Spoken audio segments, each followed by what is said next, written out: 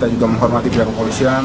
Tadi pihak Habib Rizik juga mengatakan berterima kasih, lagi-lagi kebesaran hati beliau luar biasa mendapat perlakuan seperti itu, tapi tetap bersyukur dan berterima kasih kepada pihak kepolisian atas perlakuan baiknya, dan kami salut dengan beliau. Di kesempatan dini hari ini, saya ingin menyampaikan beberapa hal berkaitan dengan kasus tersangka MRS. Jadi sebelum dilakukan pemeriksaan untuk ditanyai dan dimasukkan dalam berita acara pemeriksaan, tersangka MRS dilakukan prokes, protokol kesehatan setelah sampai di Polda Metro Jaya.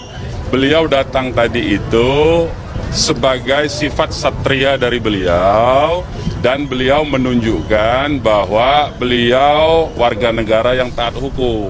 Tersangka MRS kita tahan, kita lakukan penahanan oleh penyidik itu dimulai tanggal 12 bulan 12, artinya tanggal 12 Desember 2020 selama 20 hari ke depan.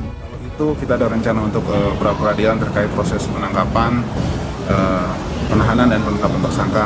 Alasan penahanan ada dua, yaitu objektif dan subjektif. Untuk objektif, ancaman di atas 5 tahun. Kemudian yang subjektif, kenapa dilakukan penahanan? Yang pertama, agar tersangka tidak melarikan diri. Kemudian tersangka tidak menghilangkan barang bukti. Dan yang ketiga adalah tidak mengulangi perbuatannya. Habib Rizik sudah membawa koper semua isinya. Artinya pakaian-pakaian sudah disiapkan. Beliau sudah siap untuk ditahan. Penyidik memberikan 84 pertanyaan yang ditanyakan kepada tersangka MRS. Pertanyaannya masih seputar FPI itu bagaimana anggaran dasarnya, masih seputar begitu aja. Jadi sama sekali belum masuk ke substansi persoalan. Nah, kita mau berarti ini masih ada pertanyaan-pertanyaan lanjutan yang masih kita tunggu dari pihak penyidik, apa yang akan ditanyakan lebih lanjut yang kita minta terkait langsung dengan sangkaan. Nah, di sini. Kalau untuk materi nanti kita tunggu sama-sama dilihat di mana? Di pengadilan bareng-bareng kita lihat. Kita dengerin untuk materi untuk penyidikan. Tentunya ini bagian daripada materi nanti di pengadilan. Yang terpenting bahwa penyidik melakukan pemeriksaan apa yang disangkakan kita tanyakan kepada yang bersangkutan. Setelah menjalani pemeriksaan hampir 13 jam lamanya, Habib Rizik Syihab akhirnya keluar dari gedung Ditreskrimum Polda Metro Jaya. Ia mengenakan rompi tahanan. Habib Rizik keluar pada pukul 00.22 waktu Indonesia Barat dengan mendapatkan pengawalan ketat dari pihak kepolisian. Tampak pula juga mobil tahanan berwarna abu-abu sudah terparkir di depan gedung Ditreskrimum Polda Metro Jaya untuk membawa orang nomor 1 di FPI itu. Setiba di rutan Polda Metro Jaya, ia sempat menunjukkan tangan yang sedang diborgol. Saat menuju ke mobil tahanan, Habib Rizik sempat berkomentar soal penahanannya. Perjuangan jalan terus, stop diskriminasi hukum, ujar Rizik. Habib Rizik diperiksa lebih dari 12 jam setelah diperiksa penyidik. Habib Rizik dibawa menggunakan mobil tahanan. Sebelumnya, Habib Rizik mendatangi Polda Metro Jaya pada Sabtu 12 Desember pada pukul 10.24 waktu Indonesia Barat. Habib Rizik datang menggunakan mobil berwarna putih dengan plat nomor B1 FPI bersama rombongan, salah satunya Sekretaris Umum FPI Munarman. Imam Besar FPI Habib Rizik Syihab memenuhi janjinya untuk mendatangi Polda Metro Jaya. Ia mengaku datang ke Polda Metro Jaya untuk menjalani pemeriksaan sebagai tersangka sesuai peraturan perundang-undangan. Habib Rizik baru mendatangi Polda Metro Jaya setelah dirinya ditetapkan sebagai tersangka penghasutan dan kerumunan dan akan ditangkap. Sebelumnya, ia 2 kali tak memenuhi panggilan polisi dengan alasan kesehatan. Habib Rizik pun disangkakan dengan pasal 160216 KUHP yang ancaman hukumannya 6 tahun penjara. Kadif Humas Polda Metro Jaya Irjen Argo Yuwono membeberkan alasan penahanan Rizik. Menurutnya, ada 2 alasan penahanan, yaitu subjektif dan objektif. Tersangka MRS kita tahan oleh penyidik itu dimulai pada 12 Desember 2020 selama 20 hari ke depan sampai dengan tanggal 31 Desember 2020, kata Argo dalam keterangannya pada Minggu hari ini. Adapun alasan objektif penahanan karena ancaman hukuman Rizik adalah di atas 5 tahun penjara, sebab pasal yang disangkakan adalah pasal 160 dan pasal 216 KUHP. Jika dua pasal itu digabungkan, maka Rizik terancam hukuman penjara 6 tahun. Sementara untuk alasan subjektif untuk menghindari Rizik melarikan diri dari proses hukum yang tengah dijalani. Terkait pemeriksaan, Rizik menjalaninya hampir 13 jam sejak Sabtu pagi. Setelah ditahan, ia terpantau mengenakan rompi tahanan dan juga borgol.